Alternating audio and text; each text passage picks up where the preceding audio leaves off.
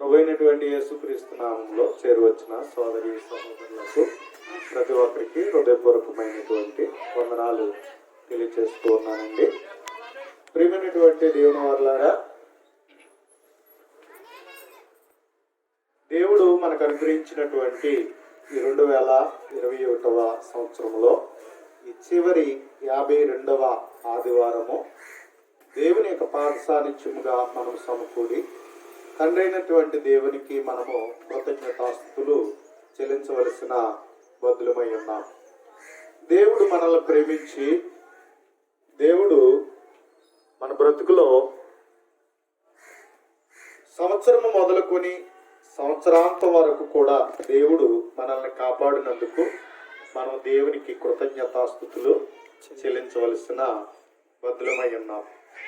దేవుడు మన జీవితంలో తన దయా కిరీటముగా ఈ 52 ఆదివారాలు చక్కగా దేవుని సన్నిధిలో గడుపుటకును దేవుని యొక్క ఆశీస్సులు మన జీవితంలో కలిగి ఉండలాగున దేవుడు మనకి ఇటువంటి గొప్ప పరిచర్య మనకు అనుగ్రహించినందు చేత దేవునికి కృతజ్ఞతాస్తుతులు చెల్లించవలసిన బద్దులమై ఉన్నాం.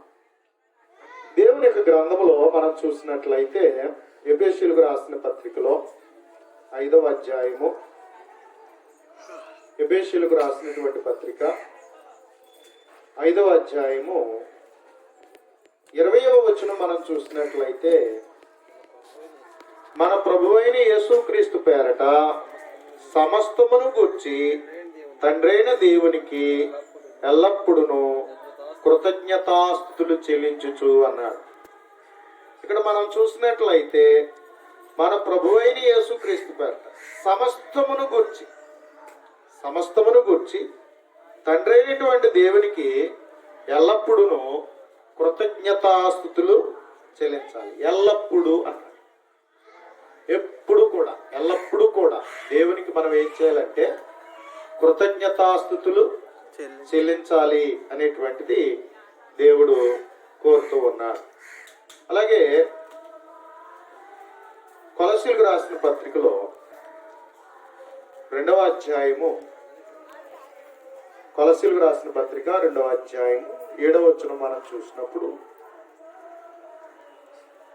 కావున మీరు ప్రభువైన క్రీస్తు యేసును అంగీకరించిన విధముగా ఆయన యందు వేరుపారిన వారై ఇంటి వాళ్ళే కట్టబడుచు మీరు నేర్చుకున్న ప్రకారముగా విశ్వాసమందు స్థిరపరచు కృతజ్ఞతాస్తుతులు చెల్లించుటి యందు విస్తరించుచు ఆయన యందుండి నడుచుకునుడి అంటున్నాడు.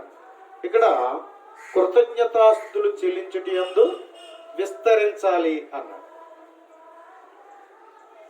ఎఫెసీ పత్రికలోనేమో ఎల్లప్పుడూ కృతజ్ఞతాస్తుతులు చెల్లించుచు అన్నాడు. కొలస్సీ పత్రికలోనేమో కృతజ్ఞతాస్తుతులు చెల్లించుటి యందు విస్తరించాలి అని చెప్పాడు.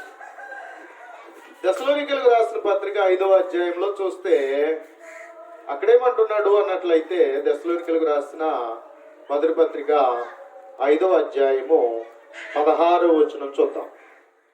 ప్రతి విషయమునందు కృతజ్ఞతాస్తుతులు చెల్లించుడి, ఇలాగు చేయుట యేసుక్రీస్తునందు మీ విషయంలో దేవుని చిత్తము. దేవునికి మనము ఎల్లప్పుడూ కృతజ్ఞతాస్తుతులు చెల్లించాలట. కృతజ్ఞతాస్తుతులు చెల్లించుటలో విస్తరించాలి అన్నాడు. కృతజ్ఞతాస్తుతులు చెల్లించుటలో మనము ప్రతి విషయమునందు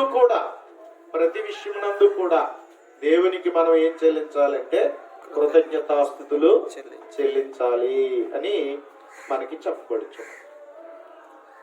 దేవునికి మనం ఎప్పుడు కూడా కృతజ్ఞత కలిగి ఉండాలి. కృతజ్ఞత కలిగిన వారిగా ఉండాలని దేవుడు కోరుతూ ఉన్నాడు.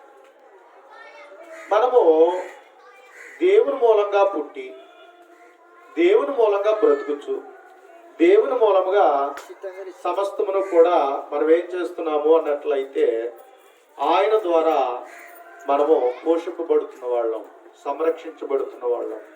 ఆయన ద్వారా ఆయన మేలుల చేత మనము అభివృద్ధి పొందుచు వర్ధిల్లుచున్నటువంటి వారిగా మనము. కనుక ప్రియమైన వారులారా, అందుకని మనము కృతజ్ఞత కలిగి ఉండాలి అనేటువంటిది దేవుడు కోరుతూ ఉన్నాడు. కాబట్టి ప్రతి విషయమునందును కృతజ్ఞతాస్తుతులు చెల్లించాలి. కృతజ్ఞతాస్తుతులు చెల్లించటి యందు విస్తరించాలన్న. కాబట్టి మనం ఎల్లప్పుడూ కృతజ్ఞతాస్తుతులు చెల్లించుచు వారిగా ఉండాలి అనేటువంటి విషయాన్ని తెలియజేస్తాం. ఎందుకు అన్నట్లయితే దేవుడు మనకి ఎన్నో ఉపకారాలు చేశాడు. దేవుడు మనకి ఎన్నో ఉపకారాలు చేస్తూనే ఉన్నాడు, చేశాడు, చేస్తున్నాడు, చేస్తూనే ఉంటాడు. కాబట్టి దేవుడు మన పట్ల ఎల్లప్పుడూ కూడా కృతజ్ఞతాస్తుతులు చెల్లించే రీతిలో మన జీవితాలలో అనేకమైన మేలులు చేయగలిగిన వాడు. కాబట్టి క్రీస్తునందు పరలోక విషయములలో ఆత్మ సంబంధమైన ప్రతి ఆశీర్వాదాన్ని మనకి అనుగ్రహించినటువంటి వాడు. అంచేత మనము దీనిని బట్టి మనం ఆలోచించినప్పుడు దేవునికి ఎల్లప్పుడూ కూడా కృతజ్ఞతాస్తుతులు చెల్లించాలి. కాబట్టి అందుచేత మనం ఎందుకు దేవుని కృతజ్ఞతాస్తుతులు చెల్లించాలి అంటే ఆయన చేసినటువంటి ఉపకారాలను జ్ఞాపకం చేసుకోవాలి. ఆయన చేసినటువంటి ఉపకారాలు, మేలులు, మనకి కలుగు చేసిన అభివృద్ధి, మనకు అనుగ్రహించినటువంటి ప్రతి విషయమునందు దేవునికి మనం ఏం చెల్లించాలంటే కృతజ్ఞతాస్తుతులు చెల్లించవలసిన బదులమై. ఆయన చేతి పనులు ఆయన స్తుతిస్తున్నాయి. ఆయన చేతి పనులు ఆయనకు కృతజ్ఞతాస్తుతులు చెల్లించినటువంటి రీతిలో ఉన్నవి కనుక మనం ప్రతి విషయంలో కృతజ్ఞతాస్తుతులు చెల్లించాలి. కనుక ప్రియమైనటువంటి దేవుని వారలారా, మనము సహజంగా ఈ భూమి మీద మనం బ్రతుకుతున్నామంటే, ఈ బ్రతుకుని ఇలా కలిగి ఉన్నామంటే దాని వెనుక దేవుని పని ఎంతో ఉన్నది. దేవుని పని చాలా గొప్ప పని. అది మానవ మాతృల వల్ల అయ్యేటువంటి పని కాదు. మానవ మాతృల వల్ల అయ్యేటువంటి పని కాదు. కాబట్టి ఆయన చేతి పనులు ఎవరూ చెయ్యలేనటువంటి గొప్పవి, ఆశ్చర్యకరమైనవి.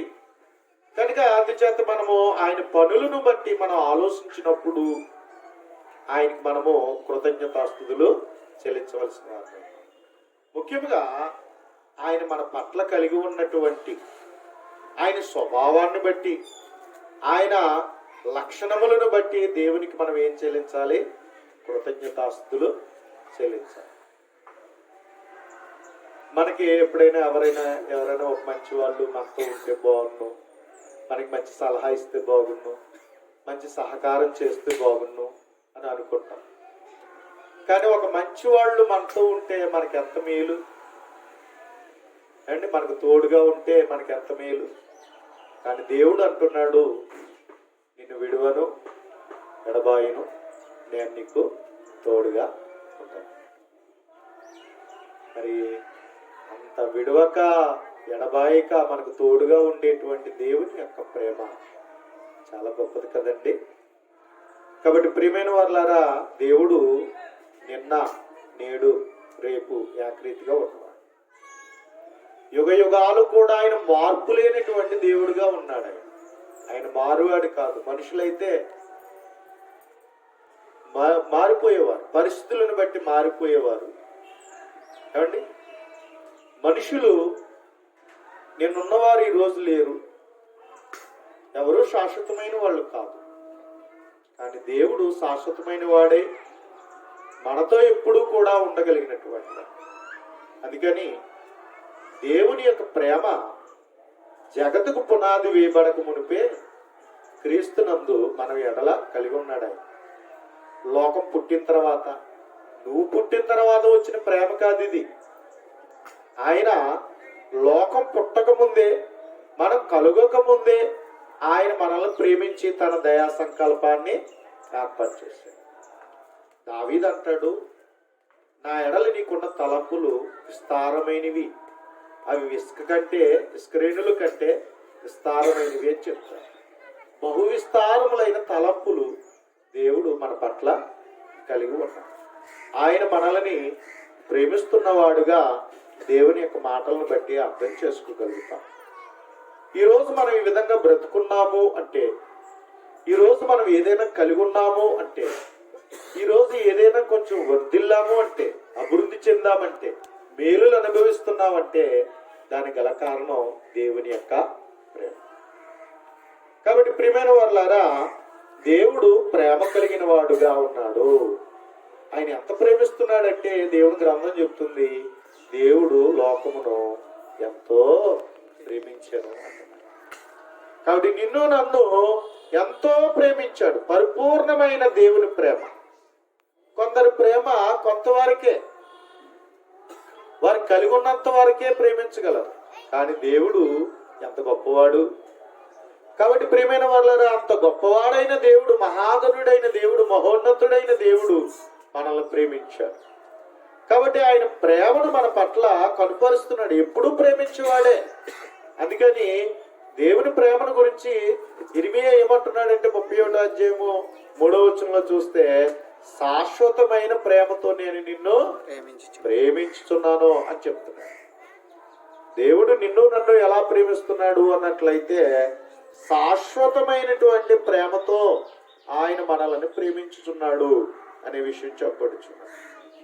కనుక ప్రియమైనటువంటి దేవుని వారులారా, శాశ్వతమైన ప్రేమను ఆయన మన పట్ల చూపుచున్నాడు. అందును బట్టి మనం దేవునికి కృతజ్ఞతాస్తుతులు చెల్లించవలసిన బదులమై ఉన్నాం. ఆయన ప్రేమ ఎంత గొప్పదో తెలుసా? దేవుడు ఎలాగా గనుడో, దేవుడు ఎలాగ మహిమ గలవాడో, దేవుడు ఎలాగ అక్షయుడో, దేవుడు ఎలాగ అమరుడుగా ఉన్నాడో, మరణము లేనివాడిగా ఉన్నాడో, మహిమ గలవాడిగా ఉన్నాడో, మనల్ని కూడా మరలా తిరిగి అదే స్థితిలోనికి మనల్ని నడిపించాలని దేవుడు కోరుతున్నాడు. ఏమండి? ఆయన ఉండే పరలోకం ఇవ్వాలనుకుంటున్నాడు. ఆ పరలోకంలో ఉండే ఆ స్వాస్థ్యాన్ని అనుభవించగలిగేటువంటి రీతిలో యేసుక్రీస్తునే మనకి ఇచ్చేసాడు. ఆ యేసుక్రీస్తు ద్వారా పిల్లలమయ్యే భాగ్యాన్ని దేవుడిచ్చాడు. యేసుక్రీస్తు ద్వారా ఆయన కుమారులుగా జీవించడానికి కావలసినటువంటి క్షమాపణ, సమాధానము తన ప్రేమ ద్వారా మనకు అనుగ్రహింపజేశాడు. కాబట్టి ఆ విధంగా మనల్ని ప్రేమించి ఆయన ఏం చేశాడు అన్నట్లయితే, ఆ ప్రేమ తరగనటువంటి ప్రేమతో ఎప్పటికీ మనల్ని ప్రేమించేవాడిగా ఉన్నాడు. ఆ ప్రేమ ద్వారా మనం అత్యధికమైన విజయాన్ని పొందాలనుకుంటున్నాడు దేవుడు. మన జీవితంలో క్రీస్తు ప్రేమ నుండి మనల్ని ఎడబాపు వారు ఎవరు అనేటువంటి విషయాన్ని దేవుని గ్రంథం చూస్తున్నాం. కాబట్టి ఎన్ని వచ్చినా, ఈ లోకంలో ఎన్ని వచ్చినా, ఎన్ని ఎదురైనా దేవుని ప్రేమ నుండి మనల్ని ఎడబాపనేరరు అనే విషయం చెప్పబడుచున్నాం. కనుక ప్రియమైన వారులారా, ఏది ఎదురైనప్పటికీ వాటన్నిటిని కూడా అత్యధికమైన విజయము పొందినట్లుగా దేవుని ప్రేమ మనతో ఉంటుంది. అందుకని ఆ ప్రేమతో దేవుడు నిన్ను విడువను, నిన్ను ఎడబాయిను, నేను నీకు తోడుగా ఉంటాను అంట. ప్రియమైన వారులారా, కన్న తల్లిదండ్రుల ప్రేమలు చూస్తాం. వాళ్ళకి ఏది ఉన్నా ఎవరికి? పిల్లలకే. అందుకని వాళ్ళు తిన్నారో లేదో ముందు చూస్తారు, తర్వాత తింటారు. అవునా? నా పిల్లలకి ఇది కావాలి, ఇది నేను సంపాదించాలని ఏం చేస్తుంటారు? కష్టపడతారు. వాళ్ళ కొరకు సమకూరుస్తారు. గొప్పగా ఉండాలని ప్రేమతో అన్ని కూడా ఏం చేస్తారు? సమకూరుస్తారు. ఎప్పుడు ఇది నాది అనుకోరండి. నా పిల్లలకి చెందాలనుకుంటారండి, వాళ్ళకి ఇవ్వాలనుకుంటారు, వాళ్ళ కొరకే అన్ని అనుకుంటారు. అలాగే పరలోకమందు ఉన్నటువంటి తండ్రి కూడా మనల్ని ప్రేమిస్తుంది. ఆయన ప్రేమ శాశ్వత కాలమైన ప్రేమ. కాబట్టి ఆయన ప్రేమను లోతు, ఎత్తు, పొడవు, వెడల్పు, ఈ ప్రేమను మనం కొలవలేం. ఇలాంటి ప్రేమ ఎక్కడా కూడా మనము కనుగొనలేము. కనుక దేవుని ప్రేమ అంత గొప్పది. ఆయన ప్రేమ గలవాడుగా ఉన్నాడు. కనుక ప్రియమైనటువంటి దేవుని వారులారా, మరి ఈ 2021 సంవత్సరం వరకు కూడా, ఇప్పుడు వరకు కూడా నిన్ను నన్ను పుట్టించి ఆయన ప్రేమతో మనకు తోడుగా ఉండి మనల్ని ఏం చేశాడు? ఆయన నడిపించాడు. అరే అంత ప్రేమ చూపించిన దేవునికి మనం ఏమి ఇవ్వగలం? ఏమైనా ఇవ్వగలమా? దేవునికి కూడా ఇవ్వలేం. ఒకవేళ మనం ఏం సాటి చేయగలం? ఆయనకి ఏమి ఇవ్వగలం? అందుకని ఆ ప్రేమామూర్తి అయినటువంటి ప్రేమాస్వరూపి అయినటువంటి దేవదేవునికి మనం ఏం చెల్లించాలంటే కృతజ్ఞతాస్తుతులు చెల్లించవలసినటువంటి బదులమై ఉన్నాం. ఆయన చూపించిన ప్రేమకు కృతజ్ఞత చూపించాలి. ఆయన చూపించిన ప్రేమకు మనం ఏం చేయాలా? కృతజ్ఞత చూపించాలి. దేవా, నన్ను ఎంత గొప్పగా ప్రేమించావా, నన్ను ఎంతవరకు నువ్వు ఎంతగా తోడుగా ఉన్నావా, నీ ప్రేమను బట్టి నాయన ఇదిగో నేను నీకు కృతజ్ఞతాస్తుతులు చెల్లిస్తున్నాను అని ఆయన కృతజ్ఞతాస్తుతులు చెల్లించడానికి ఎల్లప్పుడూ కూడా ఆయన ప్రేమను జ్ఞాపకం చేసుకుని ఏం చేయాలి? మనం కృతజ్ఞతాస్తుతులు చెల్లించాలి. ప్రతి విషయంలో ఆయన ప్రేమ ఉంది కాబట్టి ఆ ప్రేమకు మనం ఏం చేయాలి? కృతజ్ఞతాస్తుతులు చెల్లించాలి. కాబట్టి అలాగున మనము విస్తరించాలి ఆ విధంగా ఆయన ప్రేమకు. ఎందుకంటే మనం కన్నవారైనా మర్చిపోతారంట, కానీ దేవుడు మాత్రం నేను నిన్ను మరవను, నేను నిన్ను మరవను అన్నాడు. కనుక అంత గొప్ప ప్రేమమూర్తికి మనం ఏం చెల్లించగలం? తిరిగి కృతజ్ఞతతో ఆయన సన్నిధికి వచ్చి ఆయన సహవాసానికి వచ్చి ప్రేమతో మనం ఆయన సహవాసంలో ఉన్నప్పుడే కదా దేవునికి సంతోషం. కాబట్టి ప్రియమైన వాళ్ళని ఆ విధంగా దేవుని ప్రేమకు మనము ఏం చెల్లించాలా? కృతజ్ఞతాస్తుతులు చెల్లించాలి. కేవలంగా ఆయన రక్షణను కలిగి ఆయన ఏ సంకల్పం అయితే చేశాడో ఆ సంకల్పంలో నిలబడి ఆయన చిత్తం చేయించు, ఆయన చిత్తానుసారంగా ఆయన ఘనపరుస్తూ మహిమపరుస్తూ ఆయన మహిమార్థంగా మనము ఆయన సన్నిధిలో మనం జీవిస్తున్నట్టే కదా దేవుని ప్రేమకు మనం చూపించే కృతజ్ఞత. కాబట్టి ప్రియమైన వాళ్ళ ఆ విధంగా మనము నడుచుకోవాల్సిన వారమై ఉన్నాం. రెండవదిగా మనం చూసినట్లయితే దేవునికి ఎందుకు మనం కృతజ్ఞతాస్తుతులు చెల్లించాలంటే యెహోవా దయాళుడు, ఆయనకు కృతజ్ఞతాస్తుతులు చెల్లించుడనే మాట కీర్తనాకారుడు ఎక్కువ శాతము ఈ మాటను కీర్తనలు చదువుతున్నప్పుడు గమనించగలుగుతాం. ఏమంటాడు అంటే యెహోవా దయాళుడు, ఆయనకు కృతజ్ఞతాస్తుతులు చెల్లించు. ప్రియమైన వారులారా, దేవుని యొక్క మాటలలో ఆయన దయను గురించి మాట్లాడుతున్న సందర్భాలలో మనం చూసినట్లయితే దేవుని యొక్క పరిశుద్ధ గ్రంథంలో కీర్తన గ్రంథాన్ని మనం చూసినట్లయితే కీర్తన గ్రంథము మనం చూసినప్పుడు కీర్తన గ్రంథంలో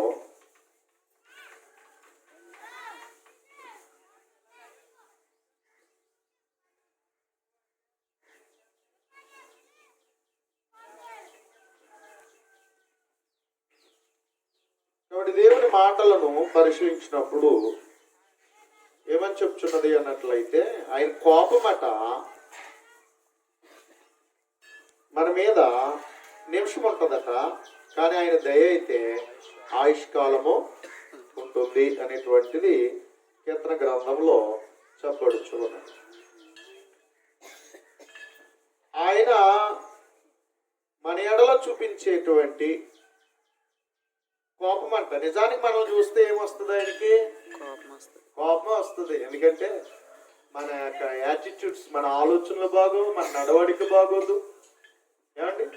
కాబట్టి మనల్ని చూసేటప్పటికే మనం చేసే క్రియలు ఆయన కనిపిస్తూ ఉంటాయి. ఆయన తగిన వారము కాదు మనం. అయినప్పటికీ దేవుడు ఏం చేస్తున్నాడు అన్నట్లయితే ప్రియమైన వారులారా, 31 కీర్తన 5వ వచనం ప్రకారంగా ఆయన కోపము నిమిషం మాత్రం ఉండును, ఆయన దయ ఆయుష్కాలమంతా నిలిచాడు. ఒకవేళ కోపమే చూపిస్తే ఏమైపోవాలి? మనం కోపమే చూస్తే ఏమైపోవాలండి? మాడి మసి అయిపోవడమే తప్ప ఏమంటారు చెప్పండి? అవునా? ఎంతో మంది దేవుని సన్నిధిలో ఆయన తగినట్టుగా నడవలేనప్పుడు దేవుని చేత మొత్తపడ్డారు, దేవుని కోపానికి గురయ్యారు. పాత నిబంధనలో మనం చూస్తే మరి ఆ ప్రకారంగా మనం చూసుకుంటే మనం దేవుని సన్నిధిలో నిలబడడానికి ఏ అర్హత ఉంది? ఆయన దయకు మనం ఏ పాత్రులు మనం. కానీ దేవుడు దయగలవాడు కనుక ఏం చేశాడు? ఆయన కోపం నిమిషమున్నా ఆయన దయతో మనల్ని ఆయుష్కాలం అంతా ఎంత ఆయుష్ ఇచ్చాడు అంటే కారణం ఏంటి? నాకు ఇన్ని సంవత్సరాలు గడిచాయి, నాకు ఎంత ఆయుష్ ఉందంటే దేవుని దయ. ఏమండి? దేవుని యొక్క దయ. దేవుని దయ వలనే ఈరోజు మనం ఏం చేసామంటే ఉన్నాం. అంతే తప్ప మన బుద్ధి బలం కాదు, మన జ్ఞాన బలం కాదు, మన ఆర్థిక బలం కాదు, లేకపోతే మన కండ బలం కాదు, మనం తినేటువంటి ఆహారం వల్ల కాదు. దేవుడి దయ వల్లే ఈ ఆయుష్ కాలం బ్రతికం. దేవుని దయే. కాబట్టి ఈ 2021 సంవత్సరంలో ఇంతవరకు ఈ చివరి ఈ ఆదివారం వరకు నేను ఉన్నాను, నేను దేవుని సన్నిధిలో ఉన్నాను అంటే దానికి గల కారణం ఏంటంటే దేవుని దయ. దేవుని దయ వల్లే, ఆయన ఆయుష్కాలం అంతా ఉండే దయ వల్లే ఈరోజు మనం అందరం కూడా మనం ఏమై ఉన్నామంటే ఈ రీతిగా మనం బ్రతుకుతూ ఉన్నాం. దేవుని మాట ఈ రీతిగా చెప్తుంది. మత్తయి సువార్త 5వ అధ్యాయము 35వ వచనం మనం చూసినట్లయితే, మత్తయి సువార్త 5వ అధ్యాయము 35వ వచనం మనం చూసినట్లయితే ఈ రీతిగా మత్తయి సువార్త నందు యేసుక్రీస్తు ప్రభు చెప్తున్నటువంటి మాట మనం చూడవచ్చండి. మత్తయి సువార్త 5వ అధ్యాయం 35వ వచనంలో 45వ వచనం అండి, 45వ వచనం. ఆయన చెడ్డవారి మీదను మంచివారి మీదను తన సూర్యుని ఉదయింపజేసి నీతిమంతుల మీదను అనీతిమంతుల మీదను వర్షము కురిపించుచున్నాడు అంటున్నాడు. ఏమండి? దేవుడు ఏం చేస్తున్నాడట? మంచి వాళ్ళకేమో మంచిగా ఎండ ఇచ్చి, చెడ్డోళ్ళకేమో ఎండ తగ్గించేయట్లేదట. ఏమండి? భూమి మీద మంచివారి మీదను చెడ్డవారి మీదను ఏం చేస్తున్నాడట? సూర్యుని ఉదయింపజేస్తున్నాడు కదా. సూర్యుని వల్ల మనకేమొస్తుందంటే డి విటమిన్. మనకి సూర్యుని వల్ల, సూర్యుని కాంతి వల్ల ఎంత ఉపయోగం ఉన్నదా అనేది ఈ కరోనా వచ్చింది బాగా తెలిసింది మనకి. ఎందుకంటే ఎండలో కష్టపడే వాళ్ళకి డి విటమిన్ వస్తుంది. చాలా మంది ఏం చేసుకున్నారో ఎండ దెబ్బ తగలకుండా ఏసీల్లో నీళ్ళలో ఉన్న వాళ్ళకి ఈ కరోనా వచ్చినప్పుడు తట్టుకోలేక చనిపోయారు. ఏసీల్లో టెంపరేచర్ తగ్గించుకుని ఏసీలో చల్లగా చేసుకుని బ్రతికే వాళ్ళకి ఏమండి ఈ కరోనా వచ్చేటప్పటికి తట్టుకోలేక చనిపోయినటువంటి రీతిని మనం చూస్తూ ఉన్నాం. కానీ కష్టపడి డి విటమిన్ కలిగి ఉన్నటువంటి వాళ్ళకి ఏమండి త్వరగా వాళ్ళని లొంగ తీసుకోలేకపోయారు. కాబట్టి సూర్యుని కాంతిలో, సూర్యరశ్మిలో ఏముందంటే డి విటమిన్ ఉంది. D vitamin. ఆ విటమిన్ ద్వారా ఈరోజు మనం ఎలా ఉంటామంటే ఆరోగ్యంగా ఉండగలుగుతున్నాం. కనుక ప్రియమైన వారులారా, దేవుని ఎంత కృపనిచ్చాడో చూడండి. వాడు సూర్యుని ఉదయింపజేసి మనకి ఎన్ని విధాలుగా మేలులు చేస్తున్నాడో దేవుడు బట్టి దీన్ని బట్టి మనం అర్థం చేసుకోవాలి. లూకా సువార్తలో 6వ అధ్యాయములో 35వ వచనములో ఈ రీతిగా దేవుని మాట చెప్పబడుచున్నది. లూకా సువార్త 6వ అధ్యాయము 35వ వచనం మనం చూసినట్లయితే, మీరైతే ఎట్టి వారిని గూర్చైనను నిరాశ చేసుకొనక మీ శత్రువులను ప్రేమించుడి, మేలు చేయుడి, అప్పియుడి, అప్పుడు మీ ఫలము గొప్పదయ్యుండును, మీరు సర్వోన్నతుని కుమారులయ్యుందురు. ఆయన కృతజ్ఞత లేని వారి ఎడలను దుష్టుల ఎడలను ఉపకారి ఉన్నాడు అంటాడు. ఏమండి? దేవుడు ఏం చేస్తున్నాడట? భూమి మీద పుట్టించి భూమి మీద దుష్టుడైనా మంచివాడైనా నీతిమంతుడైనా అనీతిమంతుడైనా దేవుడు ప్రేమించి ఏం చేశాడు? పోషిస్తున్నాడు కదా. అంతే తప్ప ఆయన అందరికీ భూమి మీద పంట పండించుకుంటే పండట్లేదా? మంచోడికి పండుతుంది, చెడ్డోడికి పండుతుందా? కష్టపడుతుంటే మంచోడు సంపాదించుకున్నాడు, చెడ్డోడు సంపాదించుకున్నాడు కదండి. అంతే తప్ప మనిషి చేసిన క్రియలను బట్టి దేవుడు ఎంచితే ఈరోజు ఏమైపోవాలి మనుషులు? తినగలరా? ఆహారం తినగలరా? ఆహారాన్ని సంపాదించుకోగలరా? వస్త్రాలు సంపాదించుకోగలరా? ఏదైనా సంపాదించుకోగలరా అండి? కానీ దేవుని ప్రేమ చూడండి. ఆయన ప్రేమను బట్టి ఈ రోజు లోకంలో చెడ్డవాళ్ళ మీదను కూడా దేవుని ప్రేమ చూపించి పోషిస్తున్నాడు కదా, అవసరతలు తీరుస్తున్నాడు కదా. ఒక విధంగా చెప్పాలంటే మనకు అన్నపానములు పుచ్చుకునే స్థితిని, తృప్తిని దేవుడిస్తున్నాడు. అందుకని ఏమంటాడంటే చూడండి, ప్రసంగి గ్రంథం మనం చూసినప్పుడు, ప్రసంగి గ్రంథము 3వ అధ్యాయము,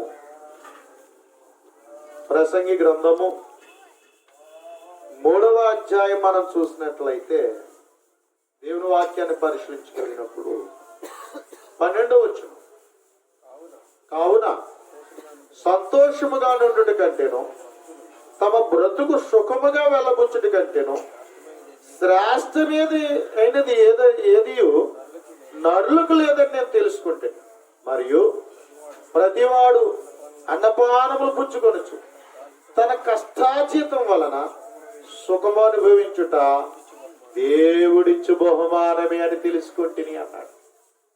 ఏమండి, ఒక మనిషి సంతోషంగా తమ బ్రతుకులు సుఖంగా అలపించడం అనేటువంటి దేవుడిచ్చే బహుమానం అంట.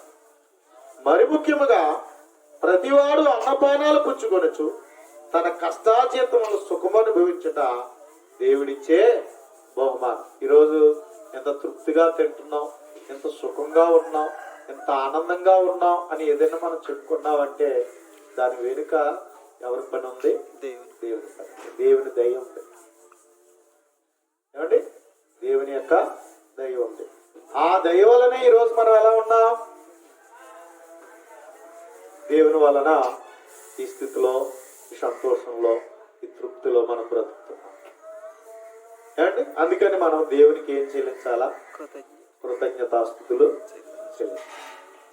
అంతేకాకుండా దేవుడు మన పట్ల ఆయన ఏం కలిగి ఉన్నాడంటే దీర్ఘశాంతము కలిగి ఉన్నాడు. మామూలు శాంతం కాదండి, దేవుని యొక్క శాంతం. ఆయనకున్న శాంతము దీర్ఘశాంతము అనే విషయాన్ని చెప్పవచ్చు. ఎందుకంటే మనం ఎలాంటి వాళ్ళమండి? కుక్కతోక ఎంత వంకరో దాన్ని తిన్నగా చేయగలమా? మన బుద్ధులు అలాంటి అవునా? మనమే కదంతా ఒక 2-3 పిల్లల్ని కలిగి వాళ్ళు సక్రమంగా లేరనుకోండి, ఇంక అంత వాళ్ళు మాటికి ఇసుకిచ్చేస్తున్నారు అనుకోండి, ఎంత ఇసుకుపోతాం, ఎంత బాధపడిపోతాం అవునా? మరి కోట్ల మంది మానవులందరూ కూడా దేవుని మార్గంలో లేకుండా, దేవునికి లోబడకుండా, దేవుని కృతజ్ఞత లేకుండా మాటికి పాపం చేస్తూ దేవునికి విరుద్ధంగా బ్రతికితే దేవునికి ఎంత కోపం రావాలి? ఏమండి, ఒక్కడిని పెంచడానికే మనం కష్టపడిపోతున్నాం, వాడు మాట వినకపోతే గుండ్లు బాదుకుని ఏడ్చేస్తున్నాం అవునా? మరి 10 మంది పిల్లలంటే ఇంకెంత భారంగా ఉంటుందో ఒకసారి ఆలోచించండి. బాబోయ్, నాకు తలపోటు అయిపోయాడండి బాబు, నా మాట అంటలేదండి బాబు, వీడు చెప్పిన మాట ఏంటో నా పరువు తీసేస్తున్నాడు అని చెప్పేసి మన పిల్లల విషయంలో ఏదైనా తప్పు చేస్తే ఎంత కుమిలిపోతాం, ఎంత వేదన చెందుతాం. మరి అలాగైతే మనం ఎలా ఉన్నాం? ఎవరికి వాళ్ళుగా ఆలోచించుకోండి. సువార్తను ప్రకటిస్తుంటే అంగీకరించే వాళ్ళు ఉన్నారా? అర్థం చేసుకునే వాళ్ళు ఉన్నారా? దేవుని సన్నిధికి క్రమంగా వచ్చే వాళ్ళు ఉన్నారా? దేవుని వాక్యాన్ని అనుదినము చదివే వాళ్ళు ఉన్నారా? ప్రార్థించేవారుగా ఉన్నారా? భక్తిగా జీవించే వాళ్ళు ఉన్నారా? భయభక్తులు కలిగి బ్రతికే వాళ్ళు ఉన్నారా? అంటే తక్కువగా కదా. మరి ఈరోజు ప్రపంచం ఎలా ఉంది?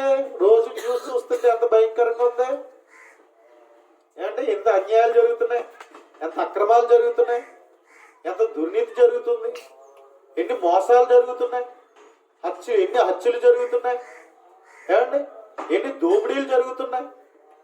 కనుక ఇలాంటి ప్రపంచ స్థితిని చూసినప్పుడు మరి దేవుడికి ఇసుకొస్తే ఏం చేయాలి? అప్పుడు ఆయన శాంతం లేదనుకోండి, ఆయనకి దీర్ఘశాంతం లేదనుకోండి, మనకు లాంటి అనుకోండి, ఏం చేయాలా? మనం అప్పుడప్పుడు అంటాం కదా, ఎందుకు వచ్చింది బాబు, ఎందుకు దేవుడు ఇలా చేస్తున్నాడు, మనం ఇసిపోతుండప్పుడు అవునా? అదే రీతిలో ఏదైనా ఒకవేళ దేవుడు అలా ఆలోచించుంటే ప్రపంచం ఉండునా. కానీ ఈరోజు నువ్వు నేను దీర్ఘాయుష్మంతులమై ఈరోజు ఈ స్థితి మనం కలిగి ఉన్నామంటే దాని వెనుక ఎవరున్నారు? దేవుని యొక్క దీర్ఘశాంతము ఉంది. ఆయన దీర్ఘశాంతాన్ని బట్టే దేవుడు ఏం చేస్తున్నాడంటే మనల్ని ఏం చేస్తున్నాడు? పోషిస్తున్నాడు. చక్కటి విషయాన్ని తెలియచేస్తాడు ఉపమానం. అది యేసుక్రీస్తు ప్రభు చెప్తున్నాడు ఏమంటే, ఒక ద్రాక్ష తోటలో ఒక అంజూరపు చెట్టు ఉందట. ఒక ద్రాక్ష తోటలో ఒక అంజూరపు చెట్టు, దాన్ని వేసి ఎదిగేంత వరకు దానికి వెరివేసి అన్నీ వేసి నీళ్లు పెట్టి అన్నీ చేస్తుంటే ఎదుగుద్ది. మరి ఎదిగిన తర్వాత ఏం ఆశిస్తారు? ఫలాలు ఆశిస్తారు కదా. అంతే కదా, మొక్క ఎందుకు వేసుకుంటాం? దానివల్ల మనకు ఫలితం ఉండాలి కదా. అంతేనా? తోటలో మనం ఏదన్నా ఒక చెట్టు నాటుకున్నప్పుడు, లేదా పెరట్లో ఒక చెట్టు నాటుకున్నప్పుడు, ఫలాల చెట్టు మనం వేసిన తర్వాత ఫలాలే కదా ఆశిస్తాం. మరి ఆ ఫలాలు కాయకపోతే చూస్తూ ఉంటుంటే పోలే ఈ సంవత్సరం కాదు వచ్చే సంవత్సరం చూద్దాం ఇలా ఎదురు చూసే కొలది అది ఏ ఫలాలు కాయకుండా ఒట్టిగా ఉందనుకోండి, దాని మందు కొడుతున్నారు, పెట్టుబడి పెడుతున్నారు, అంటే ఎరువేస్తున్నారు, పనులు పెట్టి అన్నీ చేస్తున్నారు, కానీ అదేం కాయట్లేదు, కాపు రావట్లే. ఎన్ని విధాలుగా ప్రయత్నం చేసిన కాపు రావట్లే. మరి ఎన్ని విధాలుగా ప్రయత్నం చేసిన కాపు రాలేనటువంటి పరిస్థితి ఉన్నప్పుడు అప్పుడు ఏంటి పరిస్థితి? ఇసుకొచ్చేది కదా అదా. అప్పుడు ఏమి నిర్ణయాలు వస్తాయి? ఇంక దీని బదులు ఇంక దీన్ని తీసేసి ఇంక వేరే చెట్టు వేయడం బెస్ట్ అనిపిస్తుంది కదా. అవునా? అతను దానివల్ల ఏ విధమైన ఉపయోగం లేదు. ఏం చేస్తారు? దాన్ని కొట్టేసి దాన్ని ఇంకా ఆ స్థానంలో మరొక చెట్టు వేయాలని అనుకుంటాను. కాబట్టి యజమానుడు వచ్చాడు, చూశాడట, యావయ్యా మనం ఎంతకాలం పని చేసినా ఏం చూసినా ఈ చెట్టు మట్టికి ఎందుకు నేల ఎందుకు ఇది అర్థమైపోవడం, అప్పుడు ఎందుకు కొట్టే అన్నాడట. అప్పుడు పన్నుడు బతిమాలుతున్నాడట, అయ్యా ఇంకొక సంవత్సరం చూద్దాం, ఈ సంవత్సరం కూడా మనం ఏం చేద్దామంటే దాని చుట్టూ త్రవ్వుదాం, కాయడానికి కావలసిన రీతిలో దానికి కావలసిన రీతిలో ఏం చేద్దామంటే ఆ కలుపు మొత్తం మొక్కలో ఏమీ లేకుండా దాని చెట్టు మొత్తం దానికి కావలసిన ఏర్లు చుట్టూ కూడా చక్కగా బలం ఉండేటట్లుగా చేద్దాం. అందుకని చుట్టూ త్రవ్వి ఎరివేసి నీరు పెట్టి ఈ సంవత్సరం చూద్దాం, కాసిందా సరి, లేకపోతే ఏం చేద్దాం, కొట్టివేద్దాం. అంటే యజమానికి కోపం వచ్చిన పనివాడు ఏమన్నాడంటే, అయ్యా ఇంకొక సంవత్సరం చూద్దాం. అలాగే దేవుని దీర్ఘశాంతం ఒక్కొక్కసారి కోపం వచ్చినప్పుడు కంట్రోల్ చేయడానికి ఎవరున్నారో తెలుసా? యేసు ప్రభు. ఆయన దేవుని కృపార్షమున కూర్చున్నాడు. అప్పుడప్పుడు కోపం వచ్చి విసుగొచ్చినా ఎందుకు ఇలాంటి వాడు ఉండడం వల్ల అని దేవుడు విసుగుపోతున్నా యేసు ప్రభు అంటున్నాడు, నేను వాళ్ళ కోసమే కదా ప్రాణం పెట్టాను, వాళ్ళ కోసమే కదా నా రక్తం చిందించాను, కాబట్టి వాళ్ళు చేసిన పాపాల నిమిత్తమే కదా నేను చనిపోయాను, మరి నేను త్యాగం చేశాను, ఒక్క సంవత్సరం ఊరుకుందాం, ఇంకొక సంవత్సరం అవకాశం ఇద్దాం, మారుతాడేమో, మారు మనసు వస్తుందేమో. కాబట్టి అంతటను అందరూ మారు మనసు పొందాలనేది దేవుని యొక్క ప్రేమ, ఆయన దీర్ఘశాంతం. కనుక ప్రియమైనటువంటి వారులారా, దీర్ఘశాంతము చూపిస్తున్నాడు ఆయన. ఏం చేస్తున్నాడంటే అంతటను అందరూ మారు మనసు పొందాలి. కానీ మనం అనుకుంటున్నాం ఎప్పుడు వచ్చేస్తుందో, రాకడా ఇంకా రావట్లేదేంటి అని అనుకుంటున్నాం. కొంతమంది ఏమో ఏంటి యేసుప్రభు వచ్చేస్తున్నాడు ఇంకా రాలేదేంటి అని ఎగిరించే వాళ్ళు కూడా ఉన్నారు. ఏమండి, ఇలా కూడా అనేవాళ్ళు ఉన్నారు. కానీ ఒకవేళ యేసుప్రభు వస్తే ఈరోజు అందరం కూడా ఎలాంటి మనం ఫలాలు లేని చెట్లు మనం, పేరుగే ఉన్న చెట్లు మనం, ఫలాలు లేనటువంటి దేవునికి తగిన ఫలాలు కాయలేనటువంటి చెట్లు మనం. ఎలాంటి వాళ్ళం అంటే పచ్చగా కనబడుతున్నాం కానీ కాయలు మాత్రం కనిపించలేనటువంటి చెట్లు మనకి. అలాంటి చెట్లుగా మనం ఉంటున్నప్పుడు మరి నరికి పడేస్తే ఎవరికి నష్టం? ఆయనకి ఏమి నష్టం లేదు. ఎవరికి నష్టం? మనకే నష్టం. అంతేనా? కాబట్టి ప్రియమైన వారులారా, అందుకని ఆయన ఏం చేస్తున్నాడంటే, లేదు ఇంకొక సంవత్సరం చూద్దాం అని చెప్పేసి దేవుడు ఈరోజు ఇన్ని సంవత్సరాలు దేవునికి ఇచ్చాడు. ఈ 2021 కూడా చూడగలిగేటువంటి కృపను దేవునికి ఇచ్చాడు. అవునా? ఏం చేశాడు? ఆయన దీర్ఘశాంతం వలన ఈరోజు ఈ విధంగా బ్రతుకున్నాం. ఈరోజు నేను ఏ విధంగా మనము బ్రతుకున్నామంటే దాని వెనుక దేవుని యొక్క దీర్ఘశాంతం ఉంది. ఆయన దీర్ఘశాంతం చూపించకపోతే, ఆయనే కోపం ఒకవేళ మన పాపాలను బట్టి ఆయన ఒకవేళ మనల్ని చూస్తే, మనం చేసిన క్రియలను బట్టి మనల్ని చూస్తే మనం ఏమైపోవాలి? కాలిపోవలసిన వాళ్ళమే కదా, పోవలసిన వాళ్ళమే కదా. అయినప్పటికీ దేవుడు నిన్ను ప్రేమించి, నువ్వు ఏటి వాడు అయినను నిన్ను ప్రేమించి, నువ్వు ఎలాంటి పాపిగా జీవిస్తున్నా నిన్ను ప్రేమించి, ఎలాంటి బుద్ధి లేని వాడువైనా నిన్ను ప్రేమించి, నిన్ను నన్ను ప్రేమించి, ఏమండి మన క్రియలు చెడ్డవైనప్పటికీ దేవుడు మనల్ని ప్రేమించి, దేవుడు మనల్ని ఏం చేస్తాడంటే, ఇదిగో ఆయన యొక్క దీర్ఘశాంతంతో దయతో మనల్ని ఏం చేస్తున్నాడో, ఇంకొక సంవత్సరం ఇంకొక దినం దేవుడికి ఇస్తున్నాడు. మరి దానిని బట్టి మనం దేవునికి ఏం చెల్లించాలా? కృతజ్ఞతాస్తులు చెల్లించాలి. అవును ఆయన, బ్రతకడానికి నాకే హక్కు ఉంది. నాకంటే గొప్ప గొప్ప వాళ్ళు ఈ లోకం విడిచి వెళ్ళిపోతున్నారు. ఎంతెంతో మంచి నాకంటే మంచి వాళ్ళు వెళ్ళిపోతున్నారు. నాకింకా ఈ ఆయుష్ ఇచ్చావంటే, ఆరోగ్యం ఇచ్చావంటే, మేలు కలిగి ఉన్నానంటే అది నీ కృప కదా, నీ దీర్ఘశాంతం కదా అని దేవునికి మనం ఏం చెల్లించాలా? కృతజ్ఞతాస్తులు చెల్లించాలి. అవునా? ఎంతో ధనికులైపోతున్నారు కదా. ఏమండి, ఒక విధంగా చూస్తే ఈరోజు ఎంతో మంది ఎన్నో కష్టాలతో, ఎన్నో ఇబ్బందులతో, ఎన్నో సమస్యలతో బ్రతుకుతున్నారు. ఒక విధంగా కొంతవరకైనా మెరుగుగానే బ్రతికే స్థితిని దేవుడు మనకి ఇచ్చాడుగా. అందును బట్టి మనం దేవునికి ఏం చెల్లించాలా? కృతజ్ఞతాస్తుతులు చెల్లించవలసినటువంటి బద్దులమై ఉన్నాం. కాబట్టి ఈరోజు ఈ రీతిగా మనం బ్రతుకున్నామంటే దాని వెనుక దేవుని యొక్క దీర్ఘశాంతము ఉన్నది. అందుకు మనము దేవునికి ఏం చెల్లించాలా? కృతజ్ఞతాస్తుతులు చెల్లించాలి. నాలుగోదిగా మనం చూసినట్లయితే ప్రియమైన వారులారా, యేసుక్రీస్తు ద్వారా మనకి ఏమనుగ్రహించబడిందంటే కృప అనుగ్రహించబడింది. యేసుక్రీస్తు ద్వారా మనకి ఏమనుగ్రహించబడిందంటే కృప. కృప అంటే ప్రియమైన వారులారా,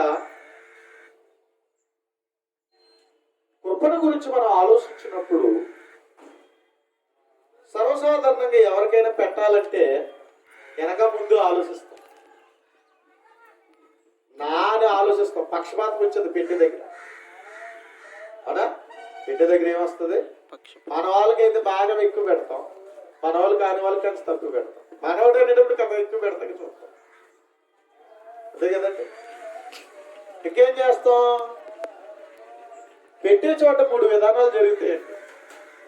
మనకన్నా కిందలోడికి ఒకలా పెడతాం, మనతో సమానంగా ఉన్న వాళ్ళకి ఒకలా పెడతాం, మనకన్నా పైన ఉన్న వాళ్ళకి ఒకలా పెడతాం.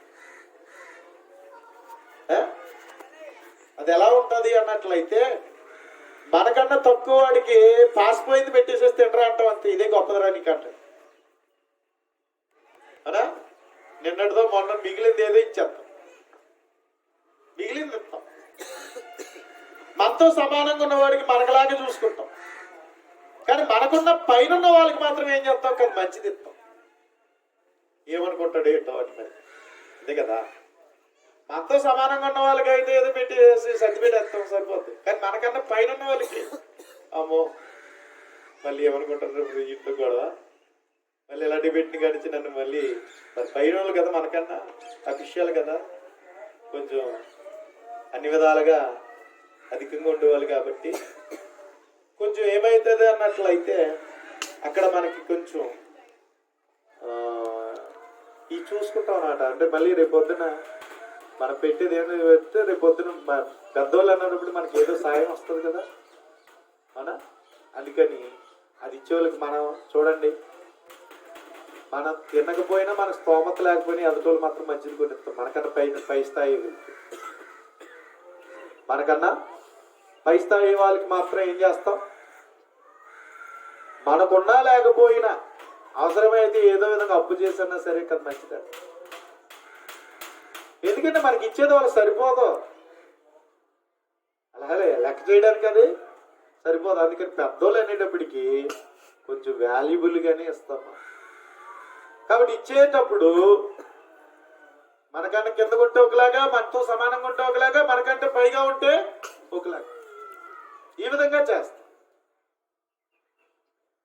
అంటే మనిషి యొక్క యోగ్యత చూస్తామండి, అర్హత చూస్తాం. యోగ్యుడా కాదా, అర్హత కాదా. బయట ఎవడో వచ్చాడు, అయ్యా నాకు ధర్మం చేయండి బాబు. ధర్మం చేయండి బాబు అంటే పైన చూస్తాం, మరి కాళ్ళు చేతులు బాగున్నాయా, మరి రూపు బాగుందా, ఆరోగ్యవంతుడా, ఇక్కడేమైనా తాగుతాడా, ఇచ్చింది ఏం చేసుకుంటాడని నిదానించుకుని మనం ఏం చేస్తామంటే ఇవ్వడానికి కూడా ఆలోచిస్తాం కదా. అంతా సంపాదించుకునే స్థితిలో అవిటివాడు కానీ, రోగిష్ఠుడు కానీ, ఏదైనా బలహీనుడు కానీ ఉన్నట్లయితే అయ్యయ్యో అని జాలి పడేస్తాం కదా. అన్నీ బాగున్నాయి అనుకో, ఒరే ఇదేట్రా ఎందుకు అడుగుతున్నారు, అన్నీ బాగున్నాయి కదా, పోయి పని చేసుకోవచ్చు కదరా, ఇలాంటి వాడు పెట్టిన ఒకటి పెట్టబోయినట్టు అని చూస్తాం. ఒకవేళ ఇచ్చినాడు ఏదో వ్యసనాలకు వాడుతున్నాడు, తాగడానికో లేకపోతే వేరే విధానికో తనకున్న వ్యసనానికి తను ఉపయోగించుకునే స్థితిలో అనుకోండి, చిచ్చిపో అంటాడు. అంటే ఇవ్వడానికి కూడా మనం ఏం చూస్తాం, అర్హుడా కాదా అనేటువంటిది ఆలోచన చేస్తాం. కానీ ప్రియమైన వారులారా, దేవుని యొద్ద నుండి పొందుకోవడానికి మనకి ఏ అర్హత ఉంది ఆలోచించండి. దేవుని యొద్ద నుండి పొందుకోవడానికి మనకి ఏ విధమైన అర్హత ఉంది? మనం వెళ్తే మనలో నుండి కనబడేది పాపమే కదా దేవునికి కనిపించేది, మనం చేసిన దోషాలే కదా దేవునికి కనిపించేది. మరి దానిని బట్టి మనల్ని చూసి దేవుడు అసహించుకుని మనల్ని ఎట్టివేయవలసిన వాడే గాని మనం పొందదగే అర్హత మనకి ఏ విధంగా కూడా లేదు. పొందదగే అర్హత ఏమీ లేదు. కానీ ప్రియమైనటువంటి దేవుని వారులారా, మరి దేవుడు కృపగలవాడు కనుక ఆయన కృప మనకి అనుగ్రహించాడు. కృప అంటే ఏ యోగ్యత లేని వాడిని, ఏ అర్హత లేని వాడిని అర్హుడుగా చేసి ఇవ్వడం. కాబట్టి మనం చూసుకుంటే, మనల్ని మనం పరిశీలించుకుంటే దేవుని ఎదుట నిలబడడానికి ఏముండాలి? పరిశుద్ధత ఉండాలి, నీతి ఉండాలి, న్యాయం ఉండాలి, సత్యం ఉండాలి, అండి యోగ్యత ఉండాలి. ఇవేవి మనం చూసుకుంటే అసలు ఏముంది మనలో? ఏముంది అసలు? ఎక్కడ ఆయన ఎదుటి నిలబడడానికి, ఆయన ఎదుటి నిలబడడానికి తగు అర్హత లేదు మనకు. వాస్తవానికి మనల్ని మనం పరిశీలించుకుంటే దేవుని ఎదుటి నిలబడడానికి కూడా ఏ విధమైన అర్హత లేనటువంటి. ప్రపంచంలో గొప్ప గొప్ప ఇల్లులు ఉంటాయండి, గొప్ప కట్టుకున్న నిర్మాణాలు ఉంటాయి, కోట్ల రూపాయలతో గొప్ప గొప్ప కోటీశ్వరులు కట్టుకున్న ఇల్లులు ఉంటాయి. బయటకు చూస్తేనే చాలా అందంగా ఉంటాయి. పల్లెటూరులో శ్రీమంతులైన వాళ్ళు కట్టుకుంటూ ఉంటారు. సిటీస్ లో కూడా గొప్పగా బాగా వ్యాపారవేత్తలు గొప్ప గొప్ప ఇల్లులు కట్టుకునే వాళ్ళు మనం చూస్తాం. ఆ దరిదాపు కూడా వెళ్ళడానికి రానివారు మనల్ని, ఆ గేడు వరకు కూడా రానివారు మనం. ఒకవేళ గబ్బుకుని ఏదో నిలబడి అలా చూస్తున్నాం అనుకోండి, ఏ పప్పు అంటారు. అంతే, ఏమో ఆడు దొంగడే అవడం మళ్ళీ వాళ్ళకి భయ్యాడు. అంతే కదా, ఏంటంటే అలా నిలబడి అలా చూస్తున్నాడు అంటారు. అక్కడ పెట్టుకున్న పని వాళ్ళు ఏం చేస్తారంటే, వాచ్మెన్స్ కానీ గేట్ కీపర్స్ కానీ ఎవరు ఉన్నారనుకోండి, గార్డెన్ వర్క్స్ వాళ్ళకి సంబంధించి కానీ ఎవరైనా ఇంట్లో వాళ్ళు చూస్తే ఏటీడీ ఇలా చూస్తున్నాడు, మనమేమో బాగుంది ఇల్లు చాలా బాగుంది అని చెప్పేసి ఆశ్చర్యపోతూ చూడొచ్చు. కానీ అలాగే నిలబడిపోయి అలాగే చూస్తున్నాం, మనం దొంగలు ఏమనుకుని అనుమానిస్తారు. బాబు ఇల్లు బాగుంది కదా అంత చూడొచ్చా, లోపలికి వచ్చేట్టు రానిస్తారా అండి? రానిస్తారా? కనుక ప్రియమైనటువంటి దేవుని వారులారా, ఒకనాడు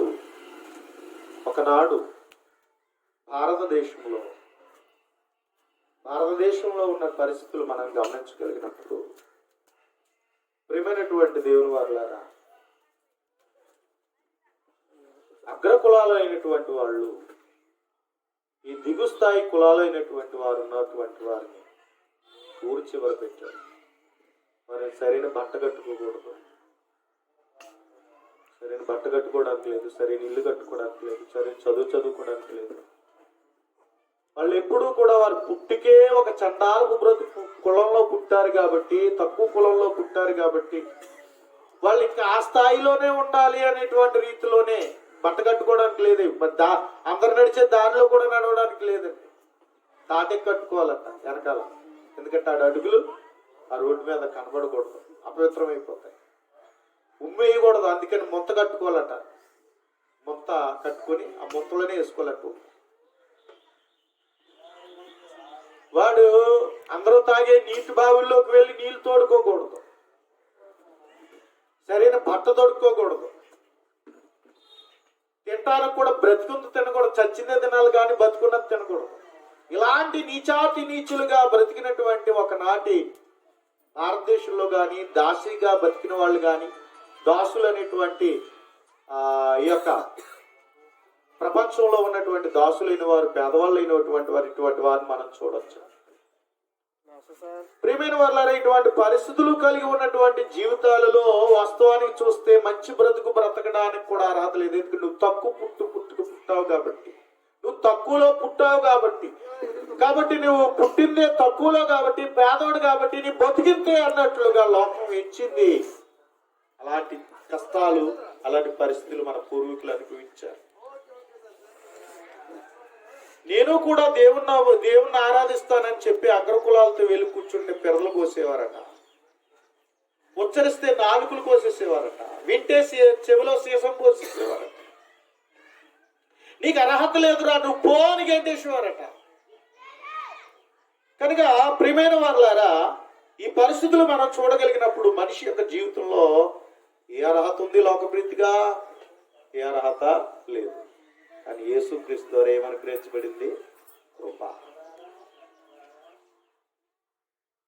ఈరోజు మనం దేవుని సన్నిధిలో ఈ రీతిగా నిలబడడానికి, ఈ విధంగా ఆయన స్తుతించడానికి, ఆయన సేవించడానికి, ప్రార్థించుకోవడానికి, ఇటు పరిచర్య కలిగి ఉండడానికి దేవుడు నీకు నాకు ఏమిచ్చాడు అన్నట్లయితే కృపనిచ్చాడు. ఎందుకు అన్నట్లయితే నిన్ను వలె నీ పొరుగు వారిని ప్రేమించు. క్రీస్తులో ఉన్న వారందరూ సహోదరులే. క్రీస్తునందున్న వారందరూ సహోదరులే. లోకంలో ఉన్నటువంటిది ఎక్కడ లేదు? సంఘంలో లేదు, క్రీస్తులో లేదు.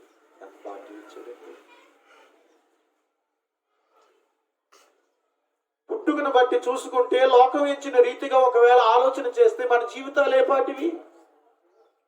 అని యేసుక్రీస్తునందల కృప ద్వారా ఈరోజు నువ్వు నేను కూడా ఇటు భాగ్యాన్ని కలిగి ఉన్నాం. దేవుని పిల్లలుగా జీవించగలిగే కృపనివ్వబడింది. దేవుని పిల్లలుగా అందరూ సమానత్వం కలిగి జీవించగలిగేటువంటి కృపనివ్వబడింది. ఆ ప్రేమనే కలిగి, ఆ ప్రేమ కలిగి జీవించడానికి ప్రియమైన వాళ్ళ దేవుడు తన కృపను అనుగ్రహించాడు. మరి దీనిని బట్టి మనం దేవునికి ఏం చెల్లించాలి? కృతజ్ఞతాస్తుతులు చెల్లించాలి. ఈరోజు భూమి మీద బ్రతకడానికి ఆ రీతిగా మనం చూసినట్లయితే ఏ యోగ్యత ఉంది? మనకి యోగ్యత ఉందంటారా? దేవుని ఎదుట నిలబడగలిగే హక్కు ఉందంటారా మనకి?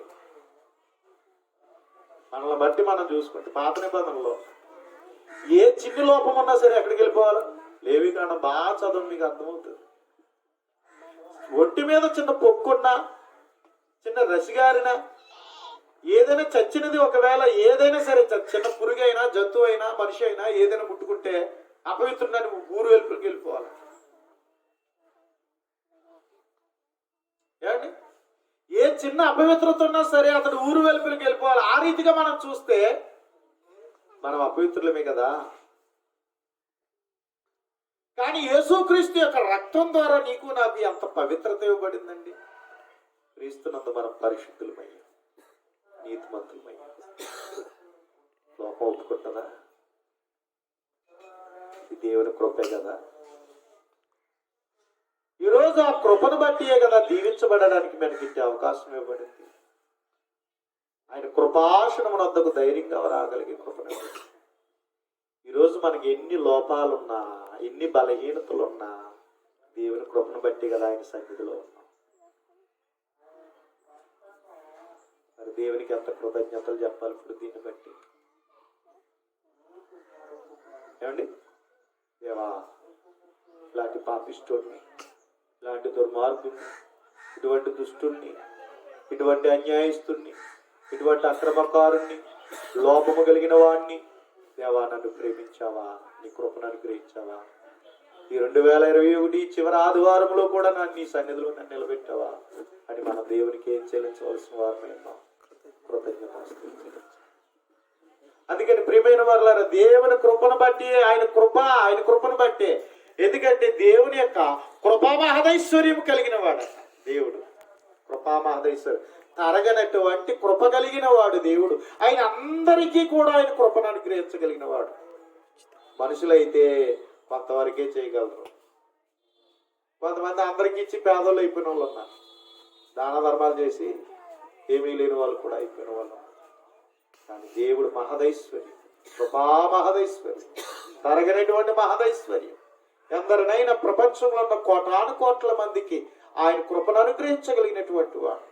ఆ కృపామూర్తి దేవాది దేవునికి మనం ఎంతగా కృతజ్ఞతాస్తుతులు చెల్లించవలసిన వారు మేము దీనిని బట్టి మనం అర్థం చేసుకోవాలి. కనుక ప్రియమైనటువంటి వారులారా, అంత గొప్ప కృప కలిగిన దేవునికి మనం ఎప్పుడు కూడా దేవునికి ఏం చెల్లించాలా? కృతజ్ఞతాస్తుతులు చెల్లించవలసినటువంటి బద్దులమై ఉన్నాం. ఐదవదిగా మనం చూస్తే ప్రియమైన వారులారా, సమాధానం. మనుషుల మధ్య ఈరోజు సమాధానం లేనటువంటి పరిస్థితి మనం చూస్తున్నాం. ప్రపంచమునకు ఏమి లేదంటే సమాధానం లేదు. అవునా? ఎందుకు సమాధానం లేదు?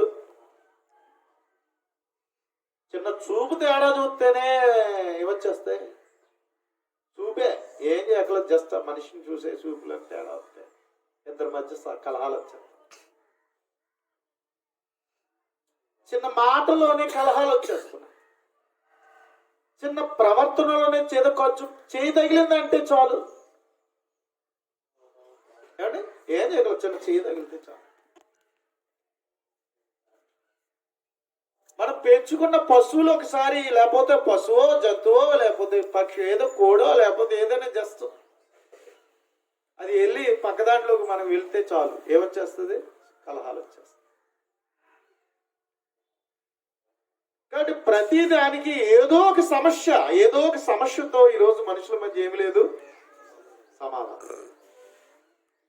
మనుషుల జీవితాల్లో వ్యక్తిగతంగా సమాధానాలు లేవు. వ్యక్తిగతంగా ఎవరికి సమాధానాలు లేవండి. ఏదైనా చేసిన దాన్ని బట్టి ఆ చేసిందే మనకి నెత్తి మీదకి వస్తుంది. అంతే కదా? ఈరోజు సరదా అనుకుంటే ఏదో చేస్తున్నాం, చివరికి అందులో కూరుకుపోతున్నాం, దానికి పూర్తిగా బానిస అయిపోతున్నాం. చివరికి ఆ కోరిక తీర్చుకోవడానికి దేనికైతే అలవాటు పడిపోయి మా కోరికలు తీర్చి చివరికి అప్పుల పాలైపోయి, జలసాలకు పోయి, సరదాలకు పోయి, అప్పుల పాలైపోయి, ఈ అప్పులు తీర్చలేని స్థితిలో, సరైన ఆరోగ్యాలు లేని పరిస్థితిలో, ఈరోజు మానసికంగా ఉండే పరిస్థితుల్లో ఎన్నో విధాలుగా కృంగిపోతూ బాధపడుతున్నటువంటి వాళ్ళు మన జీవితాల్లో ఏమీ లేదు, సమాధానం లేదు. కుటుంబంలో మన కన్న పిల్లలే సరిగ్గా లేకపోతే మనశ్శాంతి లేదు. భార్య భర్తల మధ్య ఉన్న సమస్యలకు సమాధానం లేదు. స్నేహితులు చేసే మోసాలకు సమాధానం లేదు. ఇరుగు పొరుగుతో ఉన్న సమస్యలకు సమాధానము లేదు. కాబట్టి ప్రియమైన వారులారా, మనిషి యొక్క జీవితంలో మనం చూసుకున్నట్లయితే సమాధానం లేదు. మనిషి యొక్క జీవితంలో అన్ని గలిబిలి వాతావరణం, గందరగోళ జీవితాలు, మనశ్శాంతి లేని బ్రతుకులు, ఇలా బ్రతుకుతున్నాం మన జీవితాల్లో. అయితే తండ్రైనటువంటి దేవుడు యేసుక్రీస్తు ద్వారా నీకు నాకు ఏమిచ్చాడు? సమాధానం ఇచ్చాడు. ప్రియమైన వారులారా, సమాధానం కలిగి జీవించడానికి, సమాధానాన్ని పొందుకోవడానికి దేవుడు మనకి ఏమిచ్చాడు అన్నట్లయితే, ఇదిగో ఆయన మనకు తన సన్నిధిని మనకిచ్చాడు, తన సహవాసాన్ని మనకిచ్చాడు, తన విలువైనటువంటి పనిని మనకిచ్చాడు. కాబట్టి యేసుక్రీస్తు ప్రభు దగ్గరికి వస్తే ఏముందయ్యా అన్నట్లయితే సమాధానం. యేసుక్రీస్తులో ఉండడం వల్ల ఏముందయ్యా అన్నట్లయితే సమాధానం ఉన్నది. మనకి ఎన్ని సమస్యలైనా ఉండొచ్చు, కానీ దేవుని వాక్యం చదివితే ఎంత నెమ్మదో అండి. స్ఫూర్తిగా వాక్యం చదివితే చాలా అన్ని మర్చిపోతాం. ఎంతో గొప్ప ధైర్యం వచ్చేస్తుంది, మానసిక దృఢత్వం వచ్చేస్తుంది, విశ్వాసం కలిగింపజేస్తుంది. మనలో ఉన్న అధైర్యాన్ని అంతా కోల్పోయి ధైర్యము, నెమ్మది అనేటువంటిది దేవుని వాక్యం ఇస్తూ ఉంటారు. అలాగే మనం చూసినట్లయితే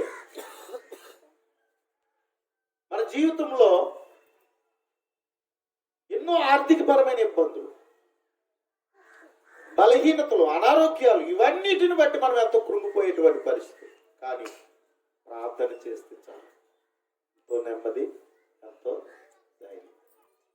నాకు కొన్నంత అందం ఆయన నాకు అనుగ్రహిస్తున్నాడు, ఆయన ఇస్తున్నాడనే నమ్మకంతోనే మనం ఏం చేస్తున్నాం, మంచి ధైర్యంగా మనం బ్రతకగలుగుతున్నాం. అలాగే దేవుడు మన హృదయాలకు ఏమిస్తున్నాడు, సమాధానాన్ని ఇస్తున్నాడు.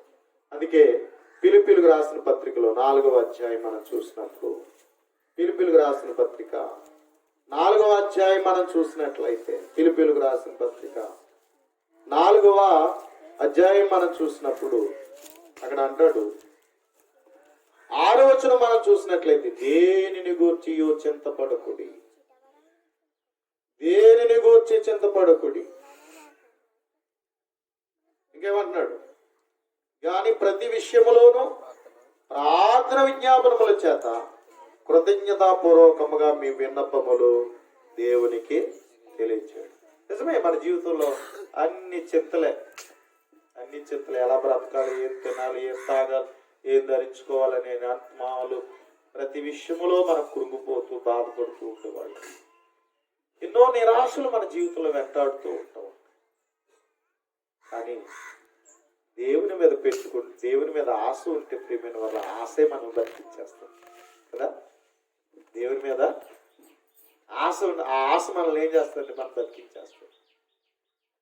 ఎక్కడ లేనిటువంటి కొన్నంత ధైర్యం వచ్చేస్తుంది, బలం వచ్చేస్తుంది, మానసిక పరమైనటువంటి దృఢత్వం వచ్చేస్తుంది. కారణం ఏంటంటే ఆయన అందలే విశ్వాసం. ఎందుకు అన్నట్లయితే, ఇదిగో మీరు దేనిని గురించి చింతపడొద్దు అన్నాడు. ప్రతి విషయంలో ఏం చేయాలట, ప్రార్థన విజ్ఞాపనముల చేత కృతజ్ఞతాపూర్వక మీ విన్నపాలు దేవునికి తెలియచేయుడి. అప్పుడు సమస్త జ్ఞానమునికి మించిన దేవుని సమాధానం, సమస్త జ్ఞానమునికి మించిన దేవుని సమాధానం యేసుక్రీస్తు వలన మీ హృదయములకును మీ తలంపులకును కావలి ఉండును అని చెప్తున్నాడు. ఏం జరుగుతుందట, సమస్త జ్ఞానానికి మించిన దేవుని యొక్క సమాధానం, సమస్త జ్ఞానానికి మించిన దేవుని సమాధానం. నీకున్న ఏ చింతలతో ఉన్నావో, ఏ విధంగా కుమిలిపోతున్నావో, నలిగిపోతున్నావో, బాధపడిపోతున్నావో, వాటన్నిటికీ ప్రార్థించడం ద్వారా దేవుడు ఏమిస్తున్నాడంటే, సమస్త జ్ఞానానికి మించిన దేవుని సమాధానాన్ని ఏమేమి చేస్తున్నాడట ఆయన మనకి, మన తలంపులకును ఏమండి కావలిగా ఉంటాను అంటున్నాడు కదా. అప్పుడు సమస్త జ్ఞానం మించిన దేవుని సమాధానం యేసుక్రీస్తు వల్ల మీ హృదయములకును మీ తలంపులకును కావలి ఉండును అని చెప్తాను. ఎంత అభయం, ఎంత ధైర్యం, ఎంత నెమ్మది ఎక్కడ దొరుకుతుందయ్యా అన్నట్లయితే దేవుని సన్నిధిలోనే, దేవుని సహవాసంలోనే దొరుకుతుంది. అందుకని ప్రియమైనటువంటి దేవుడు వారులారా, అందుకే ప్రభునందు ఆనందించుడి, మరలా చెప్పుతున్నాం, ప్రభునందు ఆనందించుడి. వ్యక్తిగతమైన సమాధానము కలిగే గొప్ప గొప్ప ఆదరణ యేసుక్రీస్తు ద్వారా మనకు దొరుకుతుంది. అందును బట్టి మనం దేవునికి ఏం చెల్లించాలా, కృతజ్ఞతాస్తుతులు చెల్లించాలి, కృతజ్ఞతాస్తుతులు చెల్లించాలి.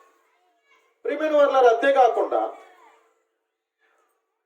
సమాధానం అనేటువంటి, చూడండి, భార్య భర్తల మధ్య అనేకమైన గొడవలు వస్తూ ఉంటాం, కానీ వాక్యాన్ని బట్టి ప్రేమ కలిగి మాట్లాడుకుంటే సమాధానం వస్తుంది. సంఘంలో లేకపోతే సహోదరులతో ఎన్నో సమస్యలు వస్తూ ఉంటాయి, కానీ వాటన్నిటిని కూడా దేవుని వాక్యాన్ని బట్టి సమాధానం పరుచుకుంటే సమాధానం దొరుకుతుంది కదా. కాబట్టి మనుషుల మధ్య సమాధానం, దేవుడితో సమాధానం, వ్యక్తిగతమైన సమాధానాన్ని కలిగి ఉండగలిగేటువంటి కృపను దేవుడు మనకు అనుగ్రహింపజేస్తున్నాడు. అందుని బట్టి మనం దేవునికి ఏం చెల్లించాలి, కృతజ్ఞతలు చెల్లించాలి. కాబట్టి ఈరోజు ఇన్ని సంవత్సరాలు నువ్వు పుట్టిన కాడి నుంచి ఇన్ని సంవత్సరాలు చూసావంటే, ఇన్ని సంవత్సరాలు నువ్వు గడిపావంటే దాని వెనుక దేవుని యొక్క ప్రణాళిక ఉన్నది, దేవుని యొక్క పని ఉంది, దేవుని యొక్క సహాయం ఉంది, దేవుడు చేసిన మేలులు ఉన్నాయి. అలా జరగడానికి ఇదిగో దేవుని ప్రేమ, దేవుని దయ, దేవుని దీర్ఘశాంతము, దేవుని కృప, దేవుని సమాధానము నీపై ఆయన అనుగ్రహిస్తాడు. ఆయన ఎప్పుడూ నీ ఎడల ఇవేమి కూడా తరిగిపోవట్లేదు. ఆయన ప్రేమ తరగట్లేదు, దయ తరగట్లేదు, దీర్ఘశాంతం తరగట్లేదు, కృప తరగట్లేదు, సమాధానము తరగట్లేదు. ఎప్పుడు దేవుడు నీకు ఇచ్చేవాడిగా ఉన్నాడు. మరి ఎంత చేస్తున్న దేవునికి మనం ఏం చేయాలి? మనం ఇలాంటి గొప్ప వ్యక్తిత్వం కలిగిన దేవాది దేవునికి మనం ఏం చేయాలి? కృతజ్ఞతాస్తుతులు చెల్లించాలి. మరి చెల్లించుచున్నావా? నువ్వు అనుదినము దేవునికి ప్రార్థించడం ద్వారా కృతజ్ఞతాస్తుతులు చెల్లిస్తున్నావా? పాటలు పాడటం ద్వారా, దేవుణ్ణి స్తుతించడం ద్వారా కృతజ్ఞతాస్తుతులు చెల్లిస్తున్నావా? ఏమంటే ఆయన వాక్యమును కృతజ్ఞతాపూర్వకముగా, ఆయన ఇంత మంచి మాటలు నాకు ఇచ్చినందుకు నాయన నీకు స్తోత్రాలు అని చెప్పి దేవుణ్ణి కృతజ్ఞత చూపించేవారుగా ఉన్నామా? కృతజ్ఞతతోనే ఆయన మాటలు వింటున్నామా లేదా? ఆయన బోధన కలిగి ఉంటున్నామా లేదా అనేటువంటిది మనం చూసుకోవాలి. ప్రియమైన వారులారా, అదే విధంగా మనం చూసినట్లయితే కృతజ్ఞతాపూర్వకముగా మనం ఏం చేయాలన్నట్లయితే ప్రియమైన వారులారా, ఇదిగో ఆయన ఎడల మనము ఏం చేయాలన్నట్లయితే ప్రతి ప్రభురాత్రి భోజనం ద్వారా ఏం చేయాలి? మనం ప్రతి ఆదివారము ప్రభురాత్రి భోజనం ద్వారా ప్రభు మరణాన్ని జ్ఞాపకం చేసుకొని మనం ఏం చేయాలి? కృతజ్ఞతాస్తుతులు చెల్లించాలి. ప్రభు మరణాన్ని జ్ఞాపకం చేసుకోవాలి. ఆయన మరణమును ప్రచురించేవారుగా ఉండాలి. అలాగే కృతజ్ఞతాస్తుతులు చెల్లించేటువంటి వారుగా ఉండాలి. ఆదివారం వచ్చేటప్పటికి ప్రభు యొక్క శరీరం అని, ఆయన రక్తం అని మనం జ్ఞాపకం చేసుకుంటూ మనం ఏం చేయాలంటే కృతజ్ఞతాస్తుతులు చెల్లించాలి. అలాగే మనం ఏం చేయాలి అన్నట్లయితే మనం వర్ధిల్లిన కొలది దేవుని సన్నిధిలో ఇచ్చుట ద్వారా దేవునికి మనం ఏం చెల్లించాలి? కృతజ్ఞతాస్తుతులు చెల్లించాలి. అలాగే మనము దేవుని సన్నిధిలో, దేవుని పరిచర్యలో మనము ఈ ప్రతి విషయంలో మనం ఏం చేయాలంటే దేవునికి కృతజ్ఞతాస్తుతులు చెల్లించాలి. అనుదినము ఆహారం భుజిస్తున్నప్పుడు, ఏమంటే దేవుడు మనకి ప్రతిరోజు ఆహారము అనుగ్రహిస్తున్నాడు కాబట్టి భోజనం చేసే ముందు ప్రార్థన చేయాలి. మనం ఏం తింటున్నా సరే దేవునికి కృతజ్ఞతాస్తుతులు చెల్లించాలి. ఈరోజు మనం ఒక నూతన సంవత్సరంలోకి వెళ్తున్నాం అని కొత్త బట్టలు కట్టుకుంటాం. మరి దేవుడు మనకి ఆ విధంగా కొట్టుకోగలిగే శక్తి, సామర్థ్యం, సహకారం దేవుడు అనుగ్రహించినందుకు దేవునికి ఏం చెల్లించాలా? కృతజ్ఞతాస్తుతులు చెల్లించాలి. అలాగే సంవత్సరంలో మనం ఏదైనా సంపాదించుకోవాలని, ఏదైనా చేసుకోవాలని, ఎలా చేసుకోవాలని, నా పిల్లలకి లాగా ఈ చదువులు ఎలా ఉండాలని ఎన్నో ఆశలు పెట్టుకుని ఎన్నో రీతిగా దేవునికి ప్రార్థన చేసుకుంటూ దేవా ఇది చెయ్యి అని చెప్పి దేవుడిని అడుగుతూ వస్తున్నాం. మరి దేవుడు చేసిన దానికి మనం ఏం చెల్లించాలి? కృతజ్ఞతాస్తుతులు చెల్లించాలి. కానీ ప్రతి విషయంలో కాబట్టి దేవుడు మనకి చేస్తున్నటువంటి ప్రతి విషయంలో, ప్రతి ఉపకారానికి, ప్రతి మేలుకు, అంటే ప్రతి దానికి మన దేవునికి ఏం చెల్లించాలా? కృతజ్ఞతాస్తుతులు చెల్లించాలి. కాబట్టి ప్రియమైన వారులారా, మరి 2021 చివరి ఆదివారం మనం కలిగి ఉన్నాం. మరి దేవుడు ఈ సంవత్సరం అంతా కూడా దేవుడు చేసిన ఉపకారాలకి, దేవుడు చేసిన మేలుకి, దేవుడిచ్చిన అభివృద్ధికి, దేవుడిచ్చిన వర్ధిల్లతకి మనం వాటన్నిటినీ జ్ఞాపకం చేసుకుని దేవునికి మనము కృతజ్ఞతాస్తుతులు చెల్లించాలి. ప్రియమైన వారులారా, మరి ఆ విషయంలో నిర్లక్ష్యంగా ఉండద్దు, అశ్రద్ధగా ఉండద్దు. చాలా మంది జీవితాల్లో దేవుడిని అడుగుతారు, ఇచ్చిన తర్వాత ఏం చేస్తారు? అంతటితో మళ్ళీ మర్చిపోతూ ఉంటారు. ఏమడుగుతూ ఉంటారు? ఆయన మాకు సంతానం లేదు. ముందేమడుగుతారంటే చదువు బాగా చదివేటట్లు చేయను, ఆయన చదివి జ్ఞానం అని అడుగుతారు. చదువులో దేవుడు దీవిస్తాడు. ఏమండి, కొంతమంది చదువులు పట్టించుకుంటారు, ఏం చేస్తూ ఉంటారు? ఎందుకు రావట్లేదంటే కుదరట్లేదండి, ఈ ట్యూషన్స్ ఇవన్నీ స్టడీస్ ఎక్కువైపోయినాయి, అందుకే నేను దేవుడి సన్నిధికి రాలేకపోతున్నానని సాల్వ్ చెప్పేవాళ్ళు ఉన్నారు. తర్వాత ఏమంటారు? ఉద్యోగం వచ్చేయాలంటారు. దేవుడు ఉద్యోగం ఇచ్చిన తర్వాత ఏమంటారు? ఉద్యోగ బాధ్యతలు ఎక్కువైపోయినాయి, రావడానికి కుదరట్లేదు. దేవా ఇచ్చేస్తే ఇదిగో నీ సన్నిధిలో నేను కృతజ్ఞత కలిగి ఉంటానంటారు. చాలా మంది ఆ కృతజ్ఞత అంటే ఏదో కానుకిచ్చేసి ఆ రోజు ఏదో కనబడి, ఏదో ఒక రోజు కనబడి, లేకపోతే ఘనంగా ఏదో చేసేసి అంతటితో అయిపోయేది కాదు. అది నిత్యము కొనసాగాలి కృతజ్ఞతాస్తుతులు చెల్లించడం. అంతే తప్ప ఏదో మనం చేశాడు కాబట్టి ఏదో తూతు మాత్రం ఏదో చేసేసుకుని అంతటితోనే వెనకబడిపోయేటువంటిది కాదు. ఎప్పటికీ దేవునికి ఏం చెల్లించాలా? కృతజ్ఞతాస్తుతులు చెల్లించాలి. కొంతమంది సంతానం ఈయన సంతానం ఈయన పిల్లలు ఈయన ప్రార్థన చేస్తారు. పిల్లలు ఇచ్చిన తర్వాత ఏం చేస్తారు? పిల్లల చెత్త ఎక్కువైపోయిందంటే రావడం కుదరట్లేదండి. దేవుడు ఇచ్చిన తర్వాత ఇంకా మనం విస్తారంగా దేవుని కృతజ్ఞతాస్తులు చెల్లించే వారిగా ఉండాలి, కానీ దానిని మనకు అనుకూలంగా చేసుకునే వాళ్ళుగా ఉండకూడదు. కొంతమంది ఏమో దేవుడి సన్నిధికి వచ్చిన ఆయన నాకు అనారోగ్యం ఉంది, నాకు మంచి ఆరోగ్యం ఈయన ఆయన అంటారు. ఆరోగ్యం బాగోలేనంతకాలం దేవుడి సన్నిధి బాగుంటారు. ఆరోగ్యం ఇచ్చిన తర్వాత మళ్ళీ లోకంలో వెళ్ళిపోయారు. 10 మంది కుష్ఠరోగులు ఉన్నారు కదా, వచ్చారు బతిమాలుకున్నారు, స్వస్థ పొందుతుంది అన్నారు. వీళ్ళు వెళుతున్న దారిలోనే స్వస్థ పొందారట. అందులో ఎవడు అన్నట్లు సమరైడ్ అయిన వాడు, అన్యుడైన వాడు ఏం చేశాడంటే వెనక్కి తిరిగి వచ్చి దేవుని స్తుతిస్తున్నాడు. మరి మిగిలిన వారేరి అని అడుగుతుంటే వాళ్ళు వెళ్ళిపోయారట. మరి చేసిన దాన్ని కృతజ్ఞత చెప్పాలిగా, కృతజ్ఞత చెప్పకుండా వెళ్ళిపోయారు. అలాగే ప్రియమైన వాళ్ళారా, మనం ఎప్పుడు దేవుని సన్నిధిలో ప్రతి దినము అనుదినము ప్రతి సమయమందును ఎల్లప్పుడూ కూడా మనం ఏం చేయాలి? దేవునికి కృతజ్ఞతాస్తుతులు చెల్లించాలి. మరి ఎంత కృతజ్ఞత కలిగి ఉన్నావు 2021లో? ఎంత కృతజ్ఞత కలిగి ఆయన సన్నిధికి వచ్చావు, ఆయన పరిచర్య చేస్తావు, ఆయనకి నమ్మకంగా ఉన్నావు, ఆయనకి విధేయుడుగా ఉన్నావు, ఆత్మీయంగా బలపడవు. ఒకసారి ఆలోచించండి. మరి 2022 రాబోతుంది, మరి ఎంత కృతజ్ఞత కలిగి ఉండాలిగా. దేవునికి ఇక్కడో కృతజ్ఞత కలిగి మనం జీవించాలి కదా. ఆయన పరిచర్య పట్ల, ఆయన సంఘం పట్ల మన బాధ్యతలను చక్కగా నిర్వర్తించాలి కదా. కడారా ఒకరికొకరు పురుకొల్పుకోవాలి కదా, బలపరుచుకోవాలి కదా. ఇది మన బాధ్యత కదా. కనుక ప్రియమైన వాళ్ళు, దేవుడైతే ఏం చేస్తున్నాడు? ఆయన ప్రేమలో శాశ్వతంగా మనల్ని ప్రేమిస్తున్నాడు. ఆయన దయ ఎంతకాలం? ఆయుష్కాలం అంట. ఆయన దీర్ఘశాంతం ఏమండి? ఆయన దీర్ఘశాంతం బట్టే కదా మనం బ్రతుకుతున్నాం. ఆయన కృపను బట్టే కదా ఈరోజు ఈ స్థితి కలిగి ఉన్నాం. ఆయన సమాధానాన్ని బట్టే కదా ఈరోజు నెమ్మది కలిగిన జీవితాలు కలిగి ఉన్నాం. మరి అందరూ బట్టి ఇంత గొప్ప సమాధానాన్ని ఇచ్చినటువంటి దేవాది దేవుడికి కృతజ్ఞత కలిగి మరింతగా ఆయన సన్నిధిలో, ఆయన పరిచర్యలో నిలిచి మరింతగా ఆశీర్వదించబడాలని కోరుచు, ఆయన మేలులు మీరు ఎప్పుడు కూడా కలిగి ఉండాలని కోరుచు. అటు రీతిలో దేవుడు మిమ్మల్ని అందరినీ దీవించి నడిపించును గాక. శ్రద్ధ మీ అందరికీ.